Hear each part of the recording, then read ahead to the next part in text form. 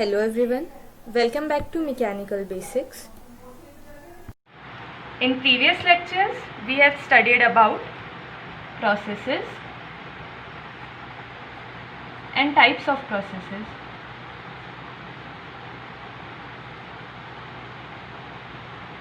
In this lecture, we are going to study about ideal gas.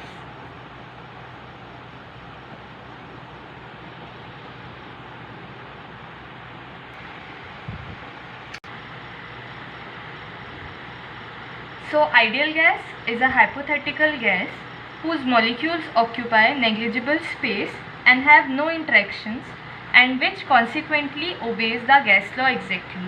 इसका मतलब ये हुआ कि आइडियल गैस वो गैस है जो नेग्लिजिबल स्पेस ऑक्यूपाई करती है, विच इन टर्न मीन्स कि इसकी डेंसिटी जो है वो नियरली ज़ीरो होगी. ये किसी भी और गैस के साथ इंटरेक्ट नहीं करेगी. ये न्यूटन्स लॉ को एग्जैक्टली फॉलो करेगी और इसका सरफेस टेंशन जो होगा वो भी नेग्लिजिबल होगा. तो ये तो हो गई डेफिनेशन आइडियल गैस की. What is the physical meaning of ideal gas?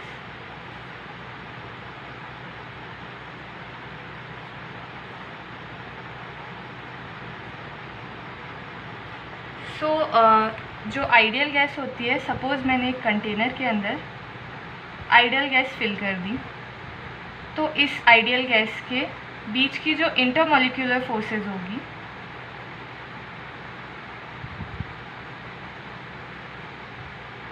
वो नेग्लिजिबल होगी.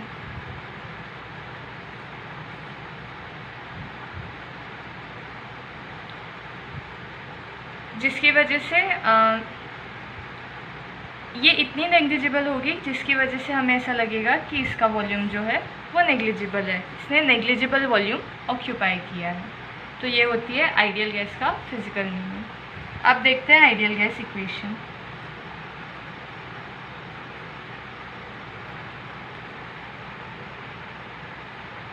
सो आइडियल गैस इक्वेशन 4 लॉज को मिला के बनी है.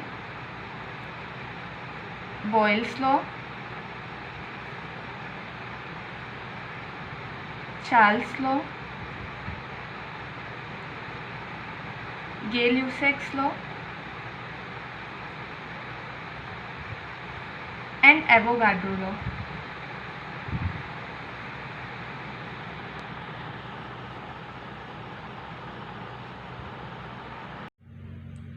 So let's understand Boyle's law. According to this law, the pressure of a given mass of an ideal gas is inversely proportional to its volume at constant temperature. इसका मतलब ये है कि प्रेशर जो है वो वॉल्यूम के इन्वर्सली प्रोपोर्शनल है कांस्टेंट टेम्परेचर्स में. मतलब कि सपोज ये कि एक पिस्टन सिलेंडर अरेंजमेंट है, ये पिस्टन है और यहाँ पे अगर मैं यहाँ पे अभी सिर्फ एटमॉस्फेरिक प्रेशर एक्ट कर रहा है. अगर मैं यहाँ पे थोड़ा वेट रख देती हूँ, ये मैंने कुछ भी वेट रखा है यहाँ पे, तो प्रेशर बढ़ाने से इसका जो वॉल्यूम होगा वो कम हो जाएगा, राइट? क्योंकि इसके अंदर यहाँ पे एयर भरी हुई है. एयर या कोई भी गैस है जो कंप्रेस होगी, कंप्रेसिबल गैस है इसके अंदर. गैस और लिक्विड जो कंप्रेस हो सकता है वो कंप्रेस हो जाएगा इस प्रेशर की वजह से और वॉल्यूम डिक्रीज हो जाएगा. Even if it's vacuum, volume decrease होगा अगर प्रेशर जो है उसे बढ़ाते हैं. सिर्फ एक कंडीशन है यहाँ पे कि टेम्परेचर जो है वो कांस्टेंट होना चाहिए. सो next one is Charles law.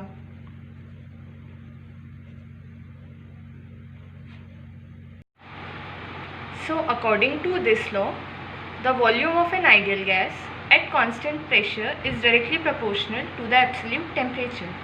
That means अगर मैंने यहाँ पे इसका बेस्ट एग्जांपल हम अपने घर में डेली देखते हैं प्रेशर कुकर में. सपोज़ ये एक प्रेशर कुकर है, मैंने इसको लो फ्लेम पे पहले ऑन किया हुआ है. तो जब तक ये पूरी तरीके से हीट नहीं होगा तब तक इसके अंदर जो भी रखा है राइस और water anything it would be.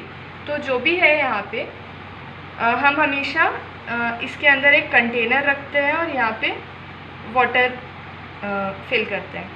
तो जब हम इसे हीट प्रोवाइड करेंगे तो वाटर स्टीम में कन्वर्ट होगा। टेम्परेचर की वजह से वॉल्यूम यहाँ पे एक्सपैंड हो रहा होगा। इस एक्सपेंशन की वजह से ये जो यहाँ पे विसल लगी होती है ये अपने आप ऊपर उठ जाती है। इस तरीके से पहले ये ऐसी थी, फिर ये ऐसी हो जाती है, ऊपर उठती है और यहाँ से स्टीम बाहर निकलने लगती है। तो ये चार्ल्स लॉ की वजह से होता है। तो यहाँ पे प्रेशर, तो आउटर प्रेशर जो था वो कांस्टेंट था, बट जब हमने टेम्परेचर दिया यहाँ पे धीरे धीरे टेम्परेचर इंक्रीज़ किया तो वॉल्यूम यहाँ पे चेंज होने लगा। Next one is Gay-Lussac's law.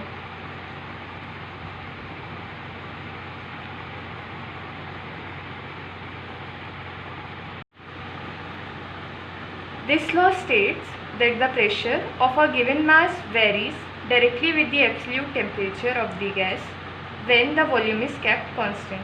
तो जैसा कि चार्ल्स लॉ था, सिमिलर यहाँ पे गे-लुसेक्स लॉ भी है, बस यहाँ पे प्रेशर जो है वो डायरेक्टली प्रोपोर्शनल है टेम्परेचर के at constant, okay this is my mistake, at constant volume.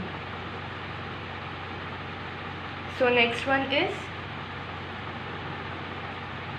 एवोगाड्रो's law.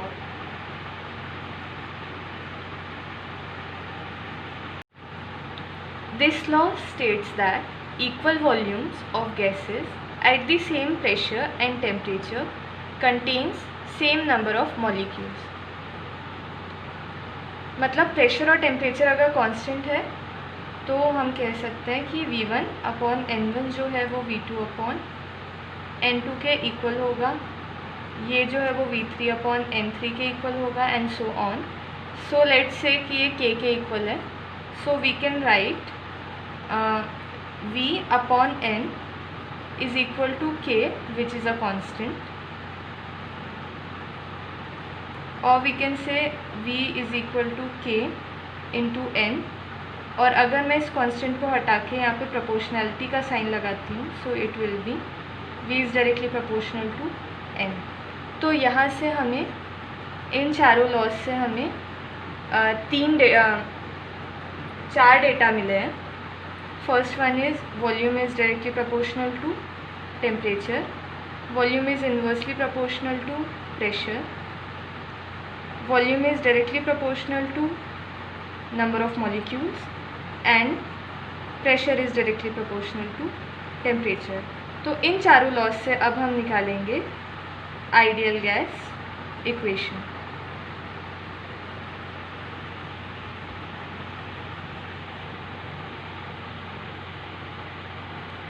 तो जो हमें अभी डेटा मिला उससे हमें समझ आया वॉल्यूम जो है वो डायरेक्टली प्रोपोर्शनल है नंबर ऑफ मोल्स के, वॉल्यूम डायरेक्टली प्रोपोर्शनल है टेम्परेचर के, वॉल्यूम इन्वर्सली प्रोपोर्शनल है प्रेशर के। तो अगर हम इन तीनों को कंबाइन करते हैं so we can say volume is directly proportional to N into T upon P। और अगर मैं इस P को यहाँ लेके जाती हूँ so this will be V into P is directly proportional to NP। तो जब हम ये प्रोपोर्शनैलिटी का साइन यहाँ से हटाते हैं so V and P is equal to, इस प्रोपोर्शनैलिटी के साइन को हटाने के बाद यहाँ पे एक कांस्टेंट आता है जिसे हम R कहते हैं, इंटू N इंटू T। इस R को हम कहते हैं universal gas constant.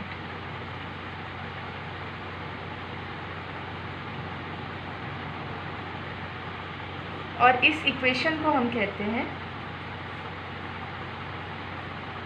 Ideal gas equation.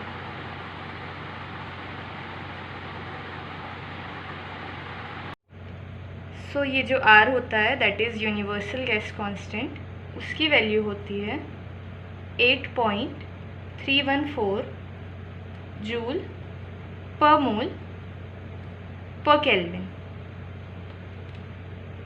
की वैल्यू। अब इस आइडियल गैस को हम और फॉर्म्स में भी डिराइव कर सकते हैं। So we all know volume into pressure is equal to NRT, ये आइडियल गैस इक्वेशन है। और जो N होता है वो होता है mass upon molecular weight, number of molecules का ये फॉर्मूला होता है। तो हम अगर n की जगह मास अपॉन मॉलिक्यूलर वेट रखते हैं, so v into P is equal to हो जाएगा m upon capital M into r into T.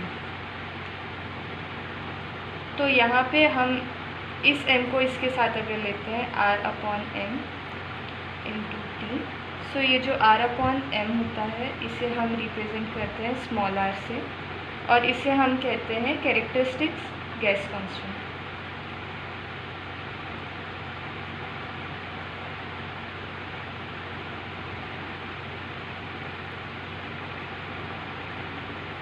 इसकी वैल्यू अलग अलग फ्लूइड के लिए चेंज होती रहती है, तो हर गैस के लिए इस R की वैल्यू अलग होगी। देन नेक्स्ट है हम इसे ऐसे भी रिप्रेजेंट कर सकते हैं। तो अभी ये आइडियल गैस इक्वेशन बन गई Vp is equal to m small r into T. इसे हम ऐसे भी रिप्रेजेंट कर सकते हैं, V अगर मैं इस m को इसके नीचे लेके जाती हूँ into P is equal to R T. V upon M क्या होता है यहाँ पे? स्पेसिफिक वॉल्यूम, जिसे हम इससे रिप्रेजेंट करते हैं। तो ये हो जाता है nu into P is equal to R T. ये आइडियल गैस इक्वेशन का दूसरा फॉर्म है। अगर मैं इस m को वही रहने देती हूँ और v को शिफ्ट करती हूँ, तो ये m अपॉन वी हो जाएगा, जो कि होता है डेंसिटी। तो इससे जो इक्वेशन निकलेगी वो होगी p is equal to rho R. तो यहाँ पे आइडियल गैस इक्वेशन के 4 फॉर्म्स मिल गए हमें। एक ये है, ये दूसरा फॉर्म है, ये तीसरा फॉर्म है और ये चौथा फॉर्म है। So that's all for today. आगे का हम नेक्स्ट लेक्चर में देखेंगे। So make sure to watch our previous videos for more content, and our next video will be on more basic topics from thermodynamics. Thanks for watching. Please like, share and subscribe our channel for more content. You can also comment your suggestions in the comment section. Thank you.